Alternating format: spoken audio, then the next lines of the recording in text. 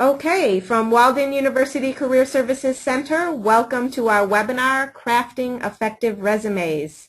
I am Career Services Advisor Nicole Skelski, and with me is my colleague, Career Services Advisor Andrea Obricki, and we will be the presenters for today's webinar topic on how to craft an effective resume. And again, we have Senior Director Career Services to help us moderate our questions today. And you can see Lisa Cook at the top of our screen, the Senior Director, and again, I'm Nicole and Andrea Obricki. So for those of you not familiar with our Walden Career Services Center, our mission is based on preparing our learners to navigate career transition through educating, coaching, and advising. And again, here is our Career Services team. Today you will learn how to develop a high-impact resume through the creation of a branded summary, identify and showcase your transferable skills, and how to create effective accomplishment statements on your resume using the CAR formula. So before we get started with our topic, we would like to ask our audience a question. So where are you currently in the resume writing process? Are you just starting to write your resume? Are you in job transition and updating your resume? You have not written a resume in over 5 years, and you have a resume, maybe a complete resume, but you are seeking new tips and want to know kind of the latest trends on how to enhance and improve your resume. So it looks like people are answering their questions, and we have almost 70% voted right now. We'll give it a few more seconds, and we will share the results. Wow, so it looks like 65% of you do have a resume, but you're seeking to update it with some new and improved tips, and almost 20% of you are in job transition and working on updating your resume. So that's great, because we will be addressing most of those challenges for you today, talking about transitioning and also the latest trends in updating your resume. And speaking of which, one of the updated trends is, in the old days, we used to use the objective. So now we're going to be switching that to a branded summary. So you want to remember that your resume is your career marketing tool, which is really important in the competitive career market and labor market that we're in. So you really want to make a strong first impression, and the best way to do this is through a branded career summary at the top of your resume, and that's going to be one of the main focuses of today's presentation. A strong summary is there to grab the reader's attention right away by communicating your unique accomplishments in a clear and concise way, and we'll be talking you through that today. This will differentiate you from other candidates and draw them in to read the rest of your resume. So now let's look at the ingredients that go into crafting your effective resume. So again, before you start crafting the resume, you want to make sure you have a clear job target. And you can have 1 or 2 or even 3 job targets, that's okay. But once you have a clear job target, you want to go online and look at some job postings, maybe 5 to 10 job postings, and review the qualifications and requirements being sought. Next, you want to consider how you specifically match up to these qualifications. If you don't have directly related experience with that job target, then you can communicate what we call transferable skills. These are skills that can be carried from one position to the next. And we all have transferable skills. Everyone has transferable skills. So once you've matched your skills to the qualifications, communicate these qualifications by creating a branded summary at the top of the resume.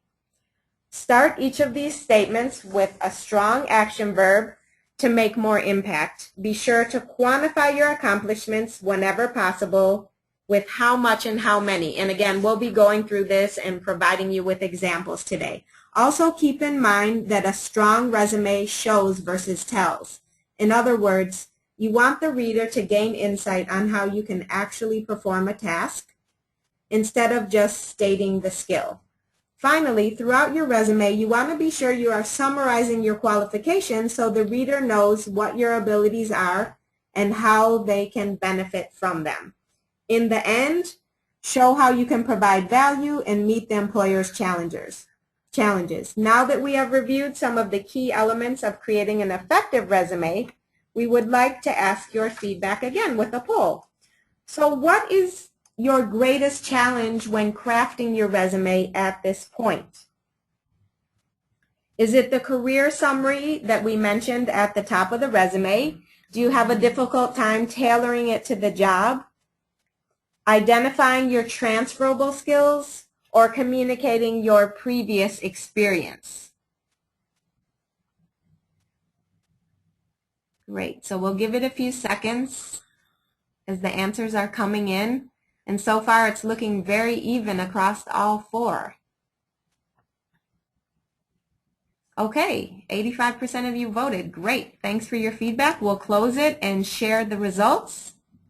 So again, very even, which is very interesting. It looks like 30% of you have difficulty with the summary at the top. And you're in the right place because we'll be talking about that branded summary today and giving you tips on how to craft one that's effective. 27% of you tailoring it to the job. We'll also be talking about that. And the rest of you identifying transferable skills and communicating your past experience.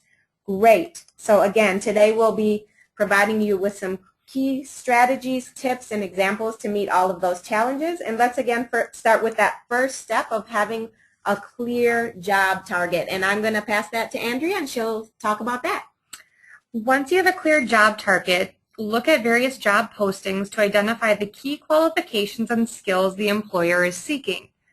Once you view multiple job postings, you'll begin to see commonalities. After identifying those commonalities, think about what qualifications and skills you offer that match what the employer is looking for.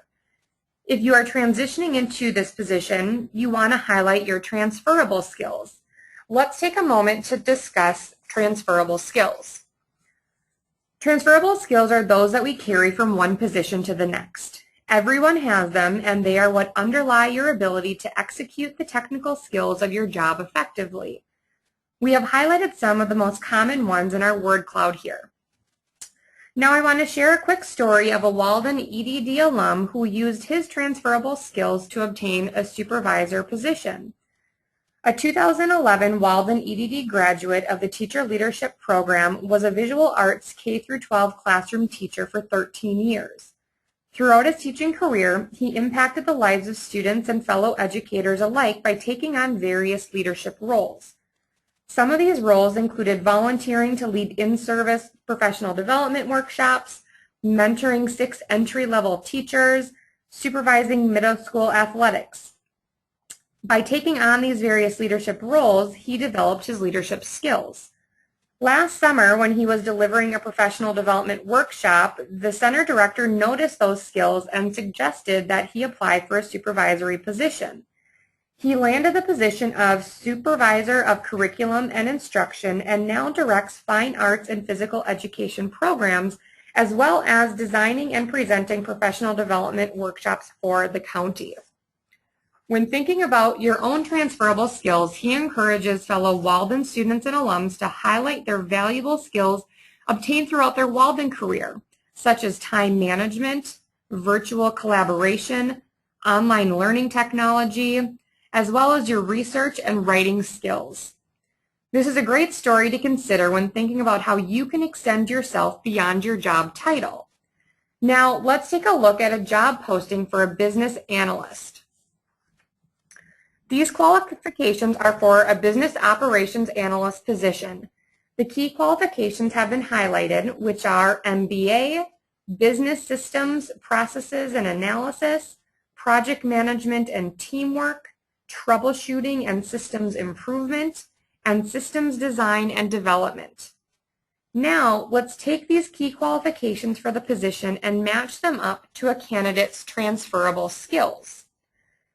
This is an example of a T-style skills match table used to match the employer's needs with the candidate's qualifications. As an example, the employer needs someone who can improve systems and processes. You can see the transferable skills the candidate brings aligned with those needs, and they are having improved departmental efficiency by 20% through training, coaching, and process improvement initiatives. Notice that these skills are described using action verbs and quantifiers to show results instead of simply stating the skill. Now that we've closely reviewed the job posting, identified keywords, skills, and qualifications, along with the skills match, it's time to start crafting the resume.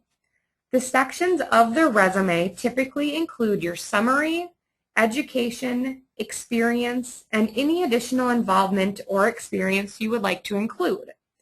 We will start with the creation of a branded summary located at the top of the resume.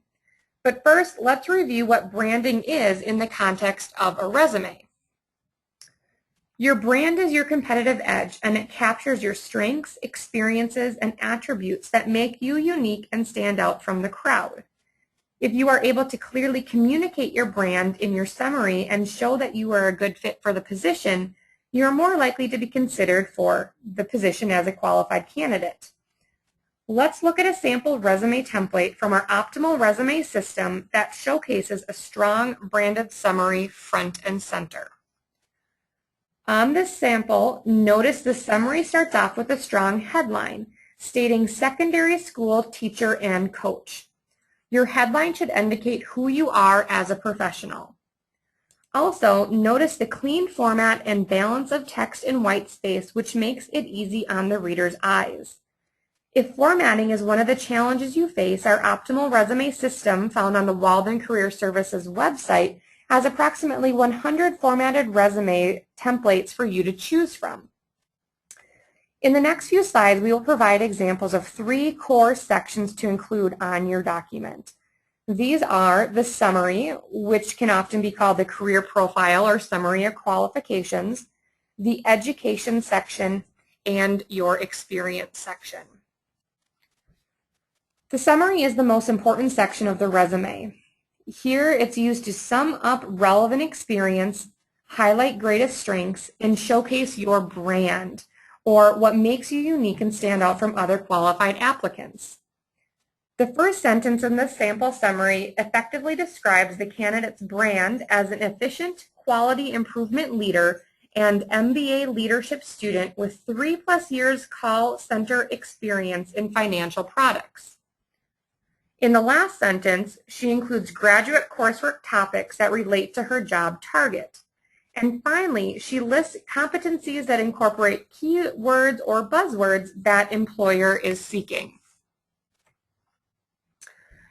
Here is another example of a strong branded summary with a headline.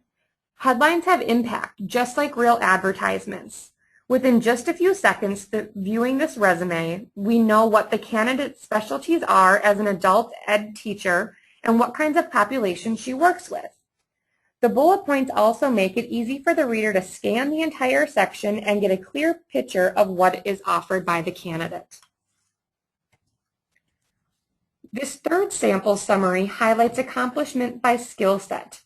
In addition to the headline, the skills being highlighted are management and leadership. The bullet points are clear and concise and showcase specific examples of the candidate's leadership skills in action. Now, I'm going to hand it over to Nicole to discuss the education section. Okay, thank you, Andrea. In your education section, start with your current degree and list your degree name, school name, location, and graduation year. If you have yet to graduate, it's fine to state expected, and we'll provide some examples of that, and the year you expect to complete your degree.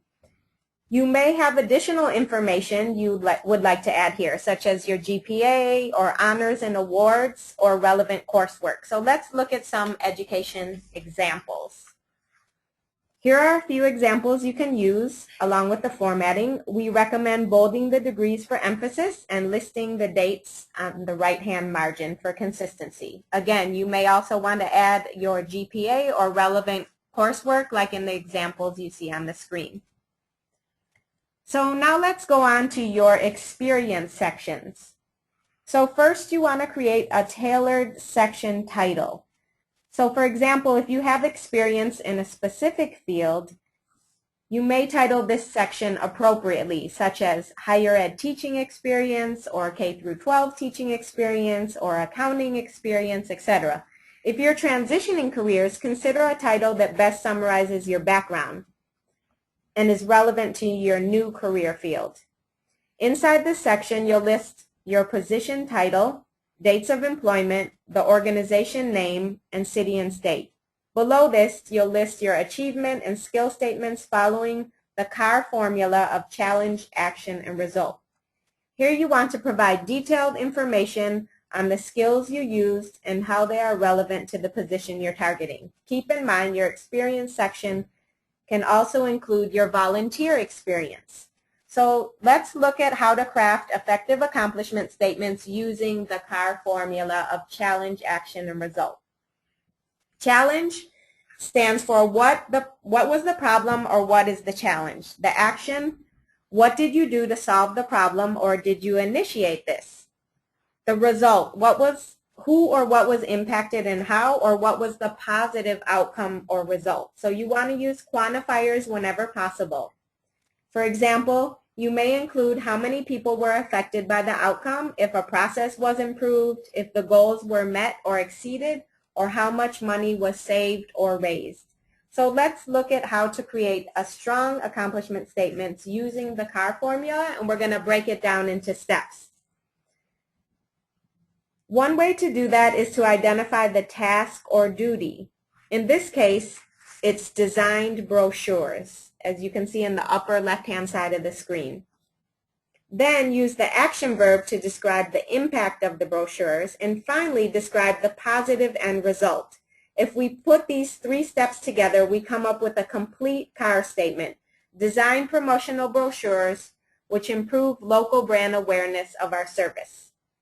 So let's look at how these CAR statements can be incorporated into the professional experience section of your resume. And here's an example of that. Positions are listed in reverse chronological order with the most recent job first. We can see here that the candidate advanced from a customer service representative position to a supervisor. The sample provides a nice clean format to organize positions within the professional experience section. To create strong accomplishment statements under these positions, again, we referred to our skills match table and incorporated the CAR framework of challenge, action, and result. So let's look at one of the bullets here to provide the example. Let's look at the first one. So we start out with a bullet with the action verb, provided life, health, disability insurance to 300 plus clients through referrals and phone solicitations. So notice the strong action verbs and also using the quantifiers of 300 clients. And you'll notice the other bullet points also start out with action verbs: established, applied, organized, delivered, and also provide quantifiers such as 100% cold calls and turn those into the results of 20% cold calls to 80% referrals. So I think what you can see the examples of those strong accomplishment statements.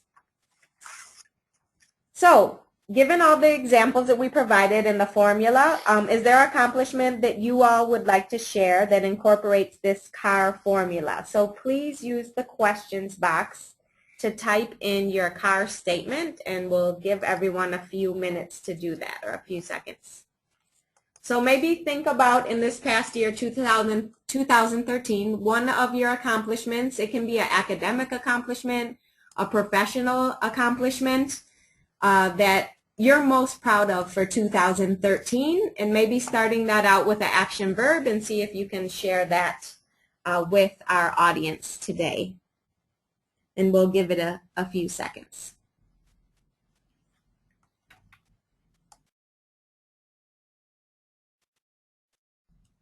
So remember, the accomplishment, you want to try to incorporate challenge, action, and result. What was the positive outcome? Okay, great. It looks like we have some coming in. Completed my master's degree an ODL, which I'm assuming is maybe organizational development and leadership, while working full-time. Great. Thank you for sharing that, Tim, because that's a perfect example of showcasing your time management and organizational skills. Developed a project schedule that allowed the project to meet all milestones and deadlines. So what you could do there is add some quantifiers. Fantastic. Started a team 2 years ago at my place of employment. Responsible for advising students on academic probation. Assisted students in developing strategies for improved academic performance. Phenomenal. And we'll share one more. Improved learning and academic success in reading, language arts, and math to several students through private tutoring. Students went up or improved an average of 1 to 2 grade levels. That is fantastic. Okay, I think you guys are getting the idea, and thank you so much for sharing. That's exactly what you want to do on those bullet points on your resume. Okay, and finally, you can add additional sections onto your resume which will further showcase your skills and highlight you as the candidate of choice. Remember, many times those extra things are what count as well. You may create a section for your relevant coursework, your credentials, your professional associations, volunteer or community involvement. So I want everyone, definitely don't underestimate the importance of volunteer work and community involvement. And for those of you who are transitioning, actually volunteer work is a great way to transition into that new area and provide relevant experience on your resume. Trainings, awards, internships, relevant skills or interests. Choose the sections most relevant to you and your background. Again, these extras are what could help set yourself apart and actually land the interview. Okay, so before we conclude, here are some general resume tips to follow as you craft your tailored resume. As we review these tips, keep in mind that consistency is very important on the resume in developing a strong format.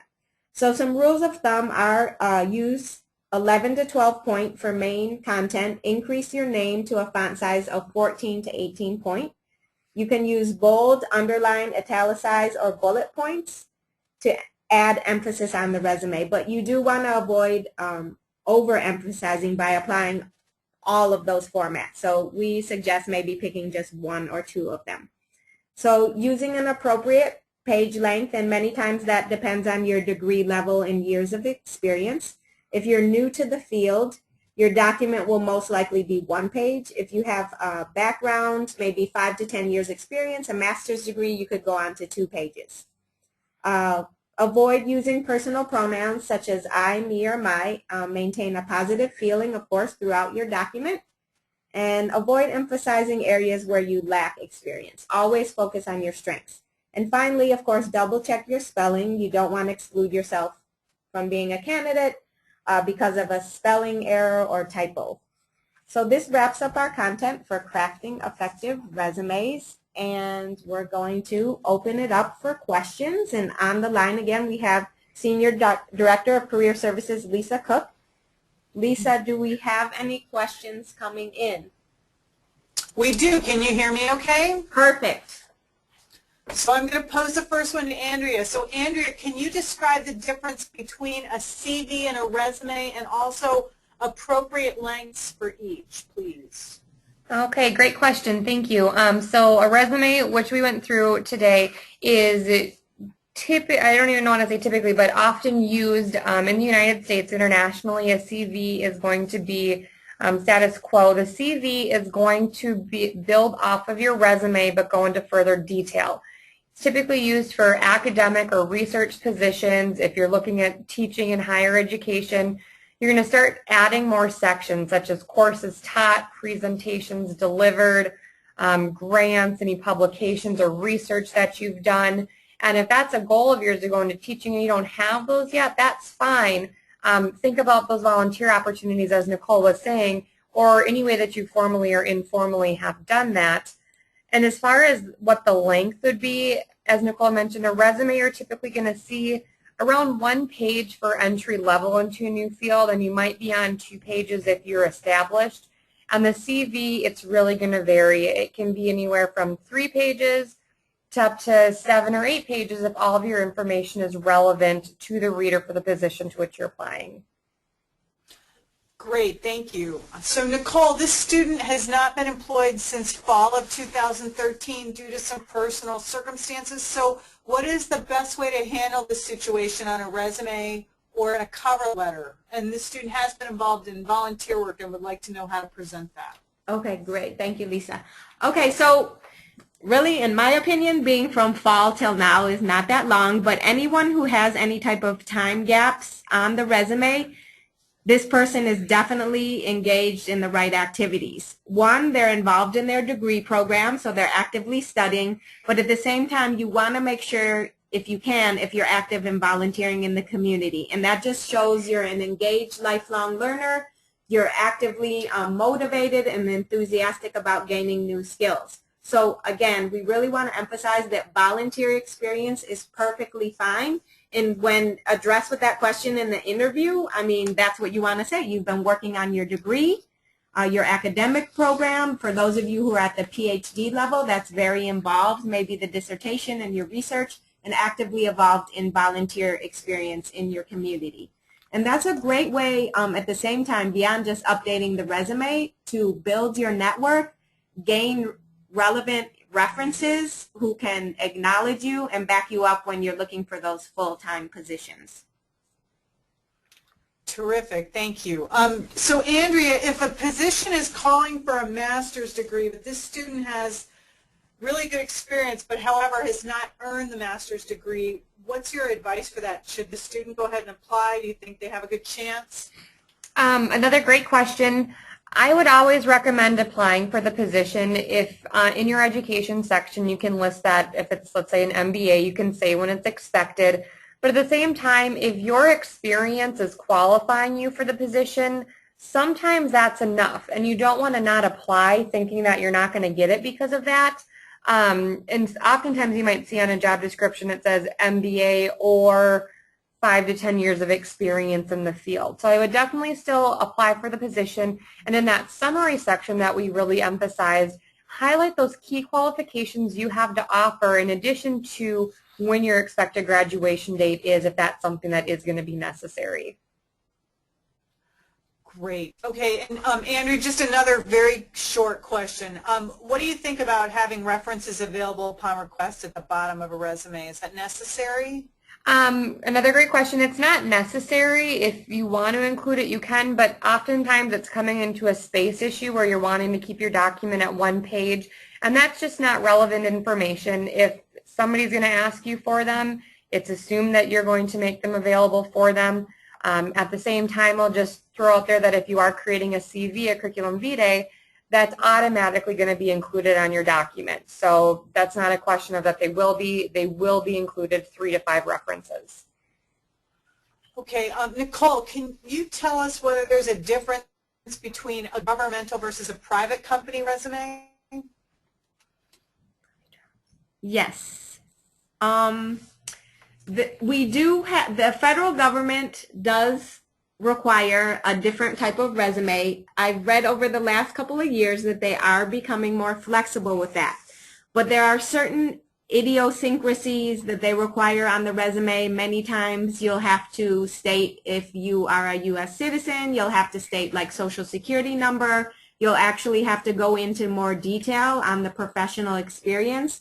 For example, even including your supervisor's name if it was full-time. Many times you'll have to include the salary. On our optimal resume system, we do have a federal government sample, and also we have many resources on our website to refer students to specifically how to create a federal government resume. So there are certain differences, although I know recently they're becoming more flexible and sort of not being so picky on having every single detail. You can use more of a similar resume that you would use in the corporate world. Great. Okay. Andrea, if a student has substantial work experience and is now pursuing their master's degree to get their CPA, but they've had like 20 years of work experience with progressive responsibilities, they have a high-level position in a hospital right now, should they include their earlier education or just their current master's degree? Great question. I would recommend including both of them. We definitely don't recommend including your high school, but if you have an associate's degree and a bachelor's degree to show that progression, again, if it comes to an issue of space, making sure this is staying on one page, but it's sounding like that this is going to be an experienced professional, so you'll probably be on 2 pages. Excuse me, you'll definitely have the space to include what your bachelor's degree was along with your master's degree. Great. And Nicole, how far back should one go? How many years and employers should they go in terms of their professional experience section? Sure. We recommend kind of general rule of thumb is 10 to 15 years.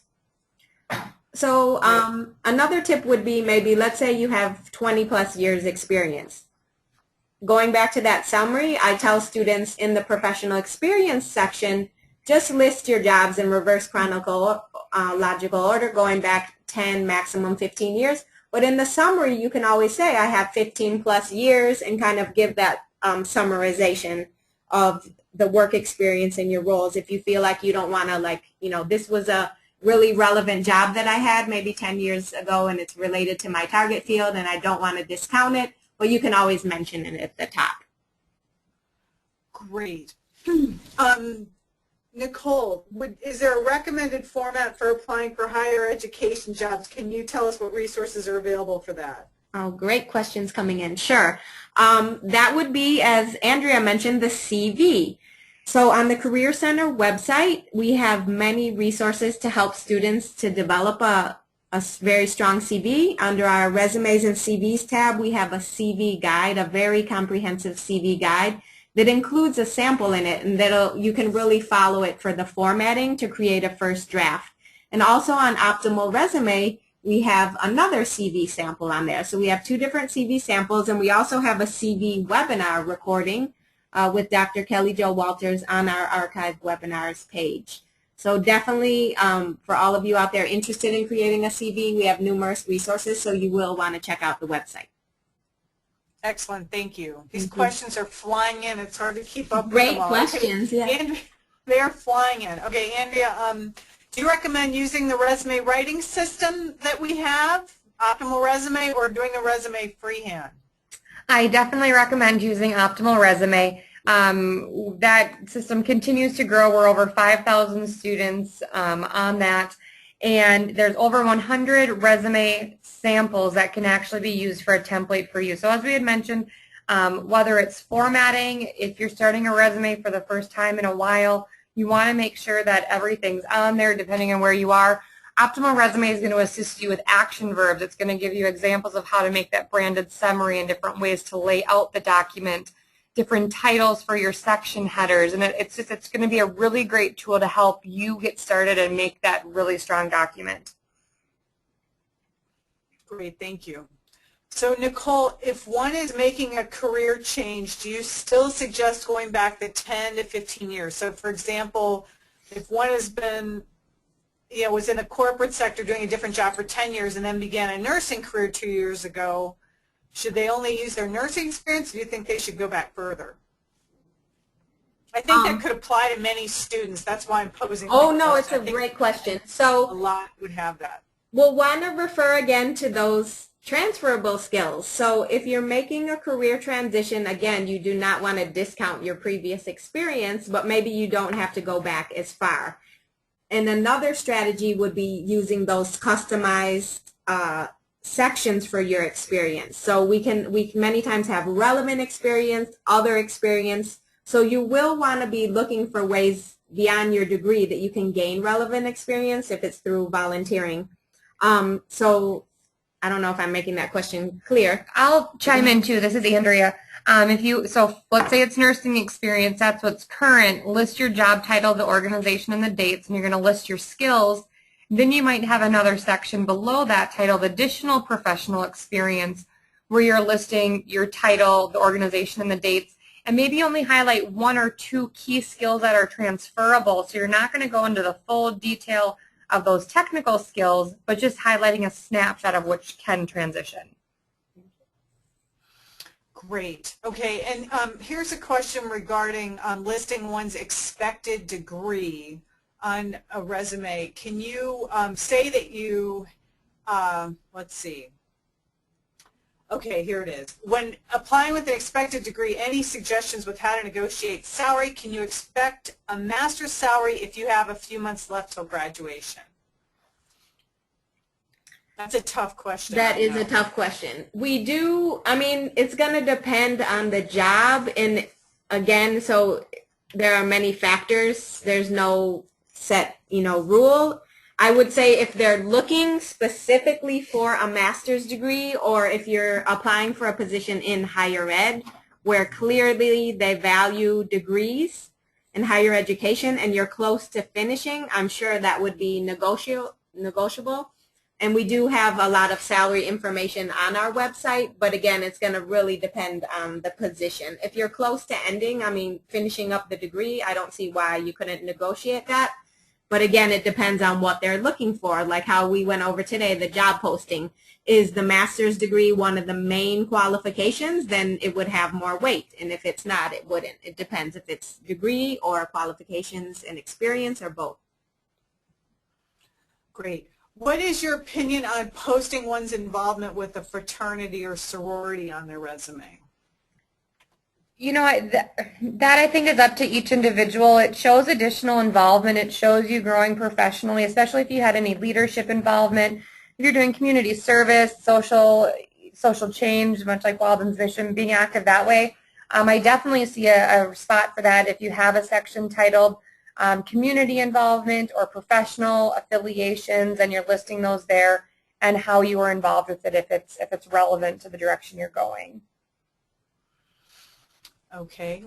And if students are redoing their resume, what kind of help can they get from the Career Services Center? Sure, I'll answer that. Okay, so we have a variety of resources. We do suggest and recommend that students access our website first because we have so many resources on how to improve and develop your resume. So one of our strongest ones, as Andrea mentioned, is our optimal resume system, which now has over 5,000 students, Walden students, really taking advantage of that system. You can go to our website, click on Optimal Resume, and set up an account. And again, it has over 100 resume templates in there. So if formatting is an issue, and formatting, remember, your resume is a visual representation of you. So you want to make sure the formatting is clean and attractive.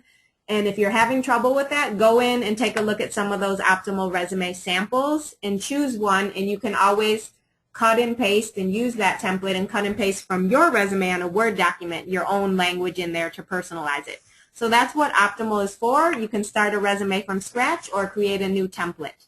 And then, of course, we have the Crafting Effective Resumes that this will be archived within a week. We have a video on how to tailor your resume and cover letter with some additional samples, and we also give tips and strategies on each section of the resume. Great. And this is a pretty typical question that we often receive from career changers, so I think this is a really good one to address. I'm transitioning to a new field, but I don't have much experience in the new field. I would like more information on how to identify transferable skills. So any resources available to do that, what would you suggest? On our website, there's a couple of different areas, but on our website we have a self-assessment tab or self-knowledge tab, and if you go under there, there's both formal and informal assessments that you can do. There is 360 Reach, which allows others to provide you feedback. Strengths Finder 2.0, it's a way to start to identify what your strengths are in general, not just tied to one position.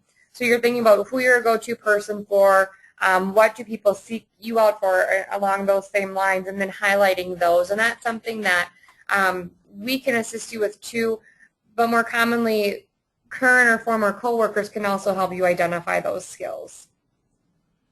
We also have, I'm going to chime in, we have a self-assessment video. It is under the MBA resources, but we do have a video there that talks specifically about assessing yourself for transferable skills.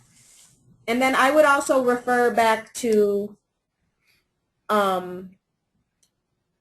we also have Andrea's pointing out to me, a webinar on building your professional brand. So many times the transferable skills, again, as Andrea mentioned, is what you're known for, what you're good at. And I would refer back to this webinar again.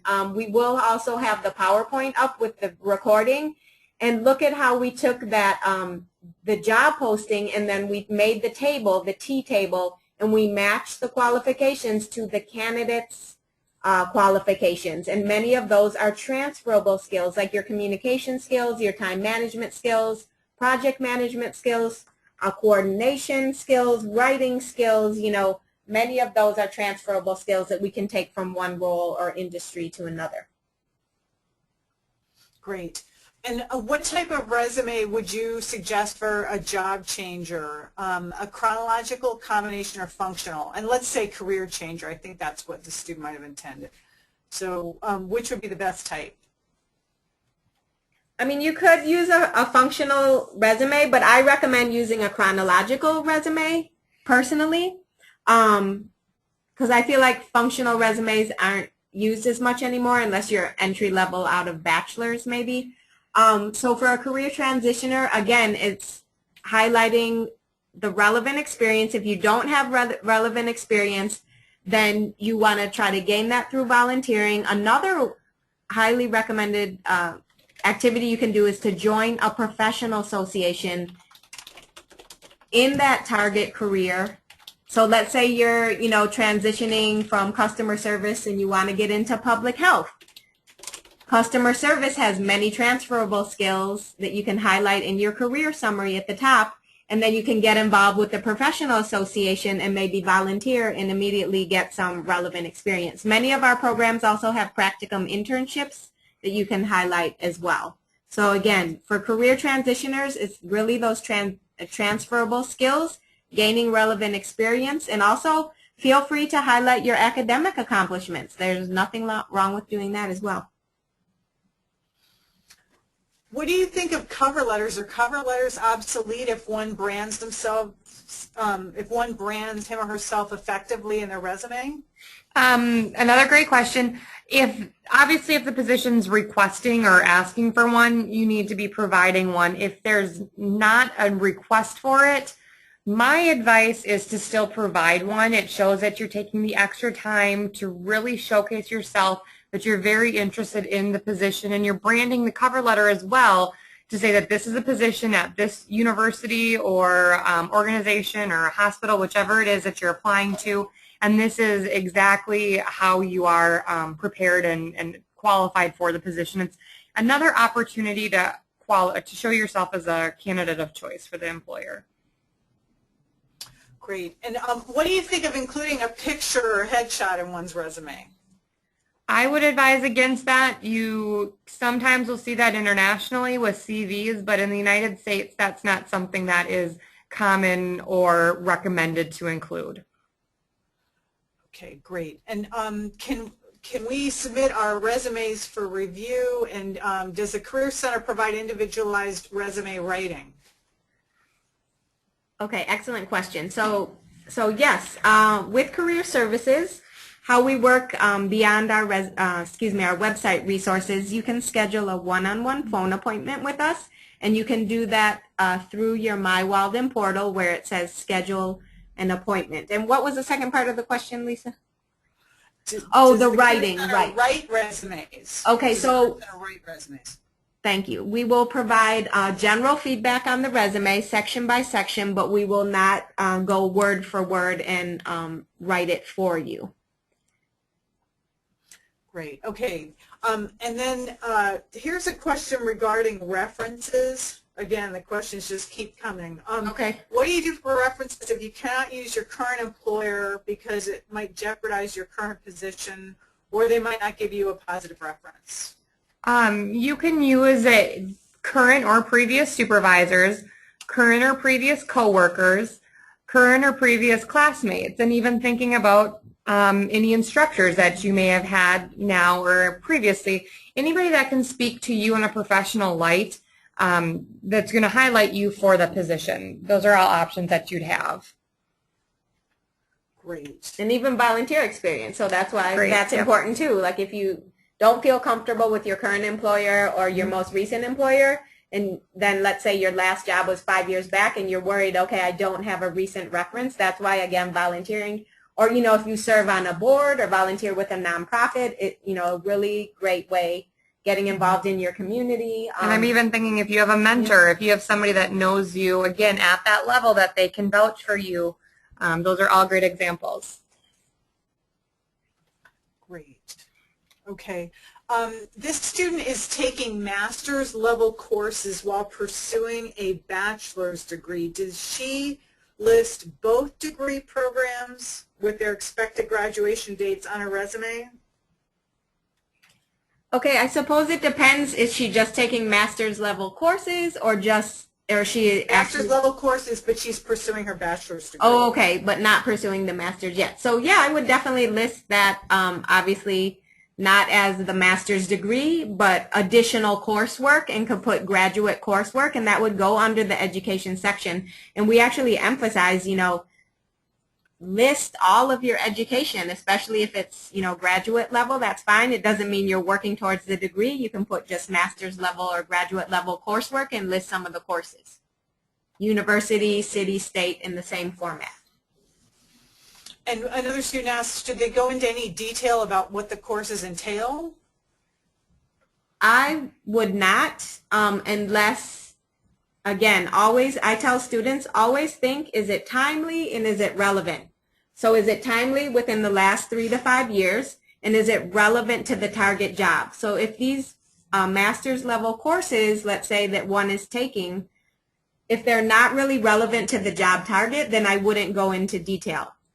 On the flip side, what if you're applying to teach maybe at a community college and you want to show you have these courses and this level of subject matter expertise, then it might be even valuable to create a whole section called relevant coursework and go into more detail about the courses so that you can show you have that knowledge and expertise to teach the subject. And with that, I'll just add, you might choose, again, if they're relevant, the title of a paper or a research or your dissertation to include with that, again, as long as it's relevant. But as far as going into too much detail, balance that out for the reader. Great, thank you. And another question, if one has been in the same position for more than 15 years, should they go beyond that 15-year mark to list other work experience, given the fact that you were saying, 10 to 15 years is the benchmark? Yep.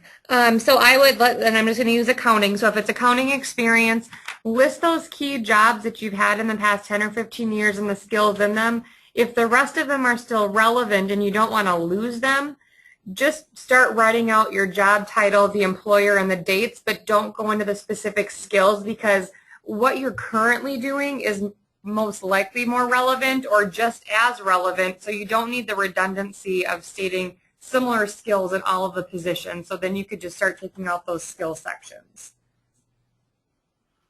Great. Okay. It looks like we've covered most of the questions because there are some common themes. Can you just say one more time, federal resumes, because we've gotten a couple. Are there any other resources? Is there a webinar on that?